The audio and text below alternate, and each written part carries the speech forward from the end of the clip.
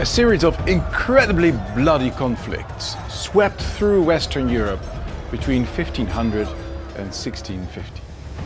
These conflicts were the result of the overlapping, conflicting jurisdictions which had been a characteristic feature of the Middle Ages and which had become untenable in the modern world.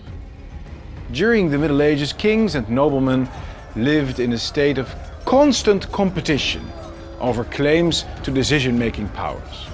Ecclesiastical and worldly rulers incessantly disputed who was to have the final say in any given situation. Cities and provinces competed with one another. The nobility and the clergy were not subject to the same rules as ordinary people.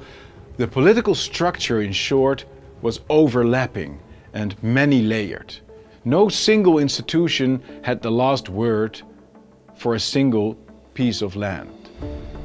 And from Jean Baudet in France to Johannes Althusius in Germany, from Grotius in the Netherlands to Thomas Hobbes in England, thinkers in every European country came to the same conclusion: to put a stop to these endless wars that had swept through Europe for over a century and a half, and that was to establish centralized territorial jurisdiction. This marked the very transition from the Middle Ages to the modern age. One single organization was ultimately to be invested with the authority to maintain order over a clearly defined territory. And the population would in turn be asked to pledge obedience to that single power. The age of the nation state had begun. Peace was remarkably restored in Europe over the course of the 17th and 18th centuries. The continent flourished, and both the Enlightenment and several democratic revolutions ensued. Wars became more rational and more limited in scope, with the exception of the wars that grew out of renewed ambitions to establish imperial rule, as happened under Napoleon, the German Kaiser, Mussolini, and Hitler.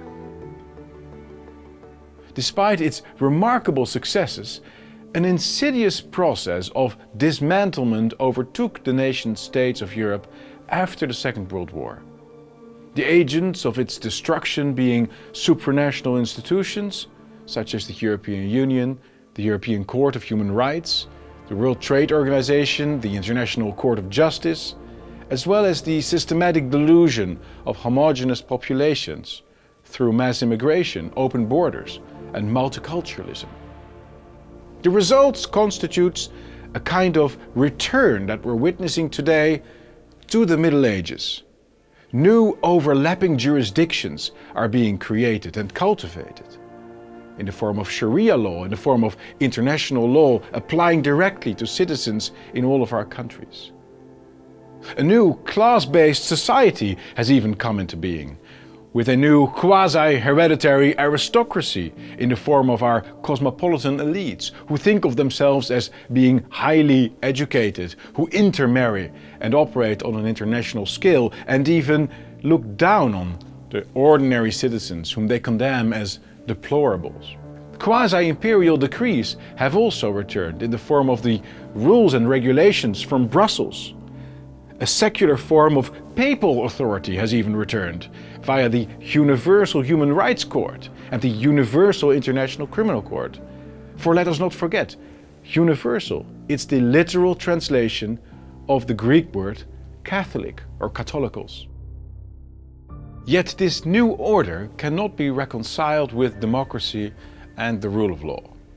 For democracy requires a sovereign parliament that decides on war and peace, expenditure, immigration, and so on. And the great capitals of our European countries have in fact already lost virtually all of their decision-making powers in crucial areas of policy.